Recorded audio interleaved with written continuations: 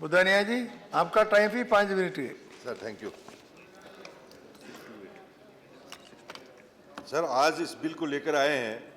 ये बिल जो है मूलतः कांग्रेस का बिल है। जब कांग्रेस इस बिल को लेकर आई थी तब आज जो सरकार बिल लेके आई है उसने बड़ा भारी विरोध किया था। महोदय, जब यूपीए सरकार जब इस बिल की कल्पना की, जब यूपीए सरकार इस बिल को लेके आई, तब गुजरात के मुख्यमंत्री, वर्तमान के प्रधानमंत्री ने इस बिल को राष्ट्र हित के विरोधी बताया, संघ राज्य के विरोधी बताया और इस बिल का बड़ा भारी विरोध किया। आज वही गुजरात के मुख्यमंत्री जो प्रधानमंत्री बन गए हैं आज उपदेश दे रहे हैं कि ये बिल राष्ट्र हित में है। महोदय, हम विनम्रता से कहना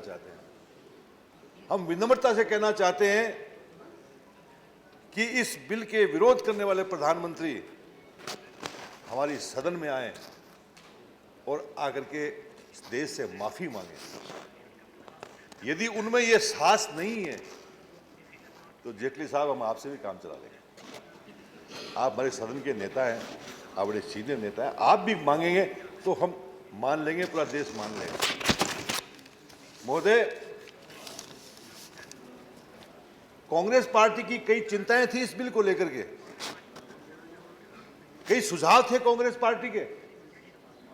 वो कांग्रेस पार्टी के जो सुझाव थे वो सरकार ने इन सुझावों को माना और मान करके ये संविधान संशोधन बिल लेके आई है, तो इससे हम संतुष्ट हैं, हम इससे संतुष्ट हैं।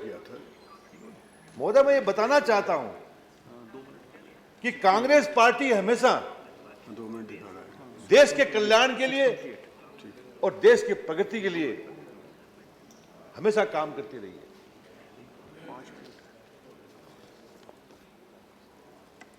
आज आप इस बिल को लेकर आए, क्या ये कांग्रेस पार्टी का परिणाम नहीं है कि आप सत्यता के रास्ते पे आए हैं? आप सत्यता के रास्ते पे आए हैं तो आपको कांग्रेस ने मजबूर किया है कि आपको इस सत्यता के रास्ते पे आने के लिए। महोदय, मैं आपसे एक उम्मीद करना चाहता हूं सरकार से कि जब ये बिल लेकर आए, जब ये बिल पास हो तो इसका जो क्रियान्वयन है वो ईमानदारी से करें, उसमें पारदर्शिता होनी चाहिए।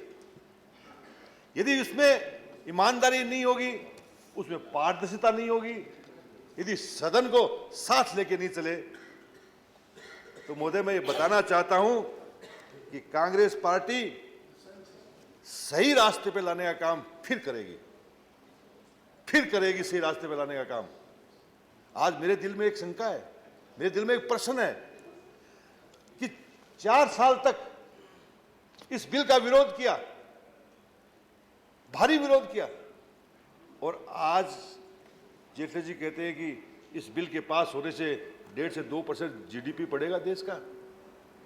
तो मेरे मन में प्रश्न ये है, मैं जानना चाहता हूं कि यदि ये 18 महीने और 4 साल पहले यदि ये आप समर्थन करते और इस देश के हित में इस बिल को पास करते तो देश की जीडीपी क्या होती, आज हमारा नक्शा क्या होता, ये मैं जानना चाहता हूं।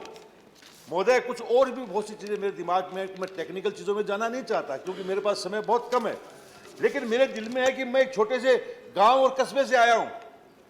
मेरे मन में चिंता यह है कि लोकल बॉडीज का क्या होगा।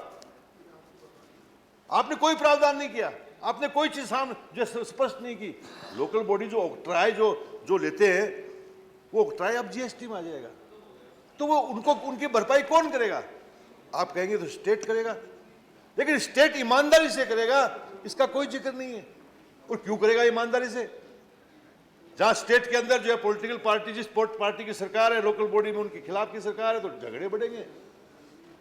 झगड़े बढ़ेंगे तो कौन समाधान करेगा? तो महोदय, आज मेरे सामने कुछ इस प्रकार की शंकाएं हैं कि आप जो है, मैं ये जानना चाहता हूं कि आप कल वसूल कर रहे हैं, उसका बंटवारा कैसे होगा? मैं एक छोटा सा उदाहरण देना चाहता हूं। मैं एक छोटी सी पंचायत से आया हूं। यदि हम पंचायत के अंदर, ग्राम पंचायत के अंदर हम सभी गांव के लोगों से कुछ पैसा इकट्ठा करें और इकट्ठा करने के बाद में उसको कैसे बांटेंगे, वो कैसे बांट सकते हैं? उनकी कोई व्यवस्था ही नहीं है बांटने की। तो जब आप कर वसूल करेंगे तो वो पैसा कहां जाएगा, वो पैसा आप कहां रखेंगे और उसका सही ढंग से आप जो है बंटवारा कैसे करेंगे? ये मेरे मन में प्रश्न है। बंटवारा सही ढंग से हो, बंटवारा जल्दी हो, ये एक बहुत बड़ी बात है जो आप। दूसरी बात मेरे सामने ये है कि आज जो स्थितियां पैदा हो रही हैं, जो लग रहा है कि स्टेट आपके सामने जो है भीख का कटोरा लेके खड़े होंगे।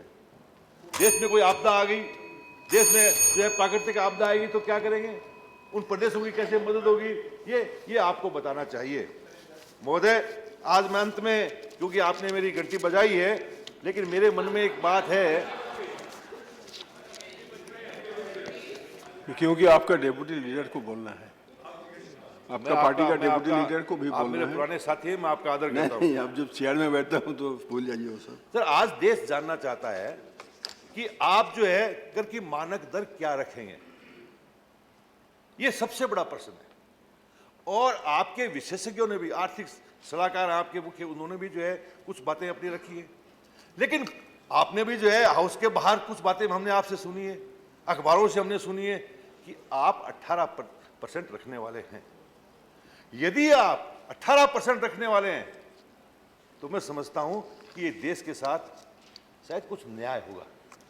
लेकिन यदि आप 18% से बदलते हैं और इससे आप आगे बढ़ते हैं तो ये देश के साथ, देश के गरीब लोगों के साथ में अन्याय होगा। धन्यवाद, धन्यवाद, ये बात मैं कहना चाहता हूं धन्यवाद। कि अन्याय होगा उनके साथ में, तो आप उसकी भरपाई ठीक कैसे है। करेंगे?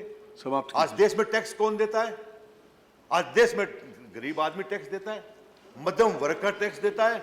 मैं जो है उन लोगों की बात नहीं करता जो टैक्स की चोरी करते हैं, लेकिन साधारण व्यक्ति, गरीब व्यक्ति, आम आदमी टैक्स देता है।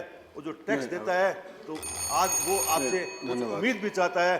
अंत में इतनी बात कहना चाहूंगा कि क्या इस जीएसटी बिल के आप जो लेके आए हैं, इस बिल से हमारी जो हमारे जो है वो भाव घटेंगे या भाव बढ़ेंगे? ठीक है, श्री अनिल ये मैं देसाई जानना जी। चाहता हूं।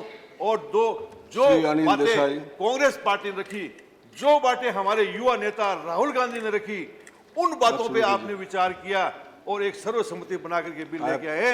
मैं राहुल गांधी जी को धन्यवाद देना चाहता हूं और इस बिल का समर्थन करता हूं। धन्यवाद।